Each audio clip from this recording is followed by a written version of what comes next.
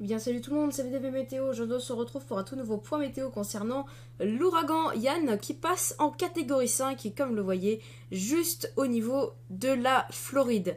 Donc actuellement le phénomène a donc des vents de 160 miles par heure, donc la catégorie 5 de 150 km par heure et une pression minimum de 937 hectopascal. Regardez l'image satellite de ce phénomène, on y voit bien un bel œil qui est en train de vraiment bien se former.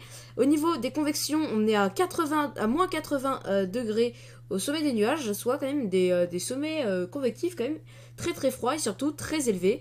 Et donc, vous voyez le phénomène, l'ouragan, donc qui est en catégorie 5, Yann est en train de se diriger vers la Floride beaucoup plus fort que prévu car il est en catégorie 5, ce qui n'était pas prévu aux prévisions d'hier. Le phénomène est donc actuellement en catégorie 5, il va commencer à perdre de la puissance très rapidement dans les 5 prochaines heures. Dans les 6 prochaines heures, il y a une caméra, un live sur YouTube, je mettrai peut-être le lien dans la description si vous voulez voir à quoi ça ressemble. Forcément je ne ferai pas de live comme c'est un lien sur YouTube pour éviter le copyright.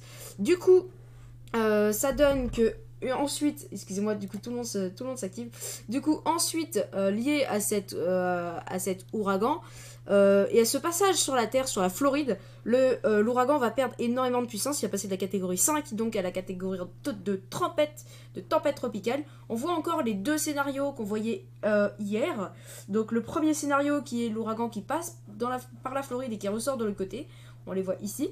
Donc finalement qui va rester assez violent. Et le deuxième scénario, beaucoup plus probable, bien sûr, c'est l'ouragan qui s'échoue sur la Floride et qui se noie sur la Floride. Et donc, c'est une quantité de pluie absolument astronomique qui devrait tomber du coup sur la Floride. J'en ai pas parlé dans le précédent point, j'ai oublié. Et donc, des régions quand même vraiment peuplées vont être touchées par des précipitations, parfois jusqu'à 600 mm de précipitations localement sous ce phénomène, en plus du vent qui lui souffle à pleine puissance, comme le voyez, donc qui a soufflé déjà à pleine puissance. Regardez, 260 km par heure, donc c'est la catégorie 5. En ce moment, il est plus par là, voilà, il est tout en bas de la catégorie 5. Et donc, le phénomène devrait passer finalement sur la ville, comme vous le voyez ici, de Venise. Je parle pas de Venise, mais de Venise, ou Northport. Il y a une caméra en live juste ici à Sarrotroa là. Donc un petit peu au nord du phénomène, au moins 40 km au nord, avec une caméra live sur YouTube sur la côte, et les images sont déjà impressionnantes. Donc on y remarque également quand on regarde sur toutes les webcams qui sont ici, bon, outre que le fait que ça coupe déjà, les inondations arrivent déjà, comme vous voyez, début des inondations, donc ça risque encore une fois, les inondations de bien monter. En plus de cela, l'onde de tempête est prévue à 10 pieds, avec les vagues, et donc l'élévation du niveau de l'eau sur cette côte ouest de la Floride, avec des vagues très élevées. Ensuite, le vent devrait rentrer dans les terres dans la nuit, du coup. Enfin, du coup, ce sera en plein jour pour là-bas, mais ce sera dans la nuit prochaine, dans les prochaines heures pour la France.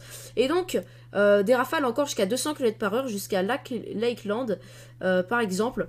Et alors, ou d'autres grandes agglomérations, comme par exemple Tampa ou Saint-Pétersbourg, on est bien en Floride, devront être très légèrement épargnés par le cœur venteux du phénomène. Et comme vous voyez ensuite, l'ouragan devrait ressortir de l'autre côté, notamment par Jacksonville ou Savannah, Charleston, et donc partir ensuite à l'intérieur de la Caroline du Sud et de la Caroline du Nord, avec encore des vents dignes d'une tempête tropicale. Pour ce qui est des précipitations, actuellement, c'est la pagaille sur la Floride, comme vous voyez. Des précipitations très intenses, jusqu'à 100 mm de pluie pour 3 heures, donc c'est très très conséquent. Et le tout qui dure au moins pendant, comme vous le voyez, voilà, au moins pendant 3 heures. Au moins pendant 6 heures même. Donc ensuite, les précipitations devraient rapidement se calmer. Donc devenir un petit peu moins intense avant que vous voyez sur la côte est de la Floride, enfin la côte nord-est de la Floride, des précipitations très importantes, encore une fois du côté de Jacksonville, et donc ensuite sur toute la côte des États-Unis. Donc la partie cœur de l'ouragan va donc s'échouer sur la Caroline du Nord et la Caroline du Sud et un peu la Géorgie. On est bien aux États-Unis. Et donc, du coup, petit à petit, les précipitations devraient être de moins en moins intenses. Et pour le front, lui, il devrait parcourir, comme vous le voyez, l'Atlantique en direction pour former une belle ligne de grains, comme vous le voyez, et qui pourrait former une petite tempête qui pourrait peut-être frapper l'Europe dans les prochains jours, peut-être pour le week-end du 8 octobre. Et donc, on voyait après l'arrivée d'un grand front, d'une grande ligne de front qui va s'installer du coup sur l'Atlantique, qui va donc délimiter la zone tropicale de la zone non tropicale. Et donc, toutes ces précipitations qui dépasseront sans doute les 100 mm, encore une fois, sur la Caroline du Nord, la Caroline du Sud, la Virginie, et dépasseront sans doute quand même les 500 mm de précipitations sur la Floride. Pour ce qui est des vents prévus, d'abord on va voir les images donc sur le National Hurricane Center. Donc actuellement l'ouragan est placé juste là. Donc encore ouragan majeur sur la côte d'ici environ 12 heures, enfin d'ici environ 6 heures. Et puis ensuite, comme vous voyez, le phénomène devrait se diriger donc vers la Caroline ou alors la Virginie. Ensuite, donc pour les probabilités de vent de tempête tropicale, 90% de vent, probabilité de vent de tempête tropicale sur une large partie, on va dire 70% de la Floride. Et donc au total, c'est à peu près 80 à 90% de la Floride qui pourrait être touchée par des précipitations très intenses et des vents dignes d'une tempête tropicale.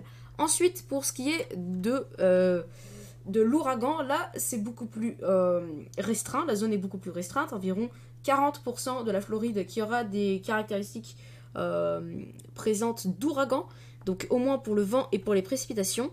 Et ce qui est prévu pour les précipitations, ça pourrait dépasser les 15 pouces de précipitations, comme on l'a dit du côté du nord d'Orlando, ou dans la majorité des cas, 10 pouces de précipitations.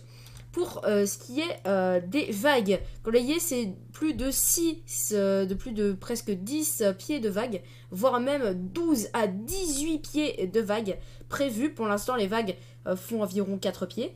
Et donc, au cœur du phénomène, c'est donc presque 18 pieds de vagues, ou au moins un pic du niveau de l'eau de 18 pieds. Et donc, du coup, forcément, un risque de vague submersion très importante. Et regardez qui fait quasiment tout le tour de la Floride.